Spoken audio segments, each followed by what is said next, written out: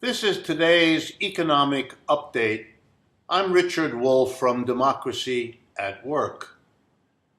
I want to respond to a spate of articles about the Business Roundtable, about modern American capitalism, about various business groups like the Roundtable that have decided that capitalism needs to become more self-conscious, have more of a social consciousness, be more open to its stakeholders, to be more democratic, all these kinds of statements that have been made usually by people closely associated with the business community or friendly, let's call them, friendly critics of some of the excesses of capitalist business.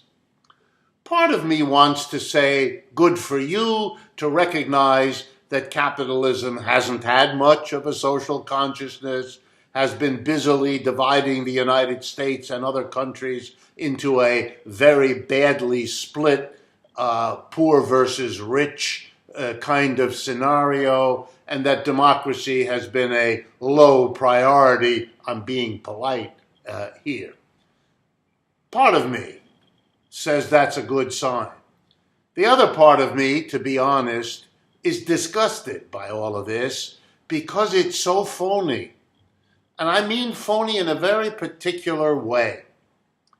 If you're going to take seriously what democracy means, which I'm assuming many people, good people on all sides of this issue, want to take democracy seriously. If you do, then you have to go to the root meaning of the term.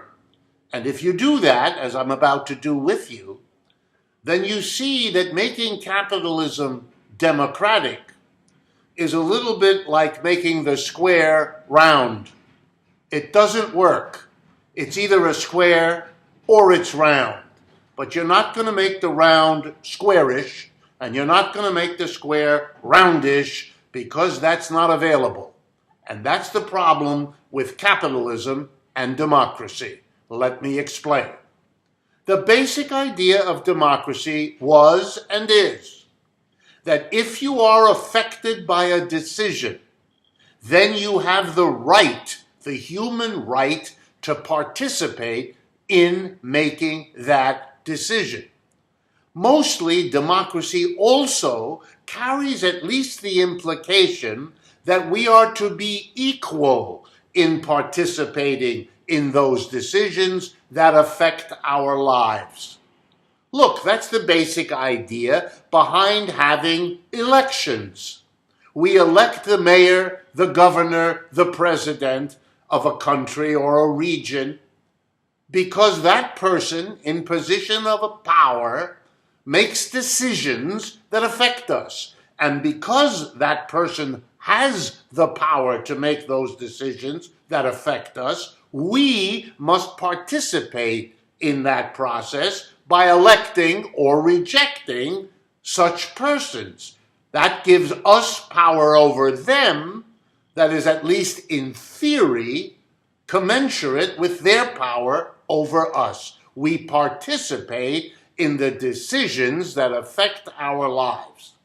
Okay? If that's what democracy means, then let's take a look at the institution of the capitalist enterprise. The factory, the office, the store, whatever it is. How does it work?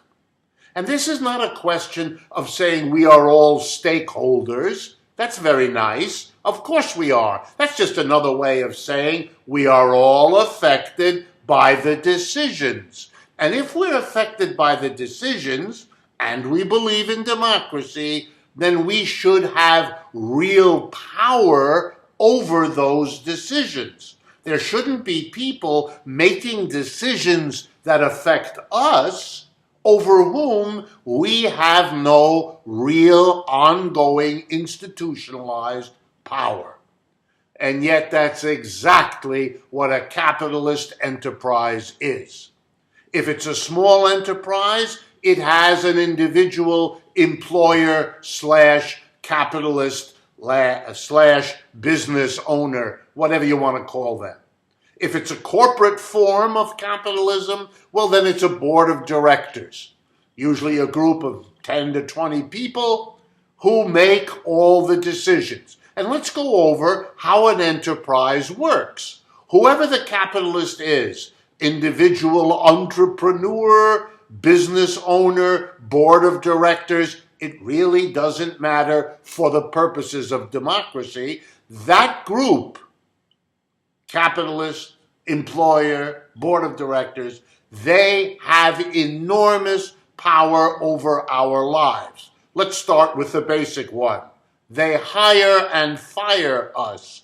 They thereby control how we spend our days 5 out of 7 every week. They determine whether we have an income from the work we do. They determine what work we do, how we do that work, with what equipment, on what raw materials, in what kind of a space, with what kind of music or absence of music. You get the picture? The decisions the employer has to make over our lives are total and are every day, all the time. And when you add that they determine whether we have income and how much income we have, they literally determine our lives. Not just the 5 out of 7 days, all 7 of them. And what exactly is the democratic power we have over them? Well, it's next to nothing. They hire and fire us. We don't hire and fire them. The workers in a corporation do not elect the board of directors in 99% of the cases. That's not the way capitalism works. Shareholders, who may not be any of the workers, they have that power. Only if the workers are themselves the shareholders would they have any power at all. And even then, if they have the power to elect the board of directors, that's very different from having the daily influence that a board of directors has in the decisions they make. So here's the bottom line. If you want democracy, you can't have the capitalist enterprise. It's the square that you cannot make round.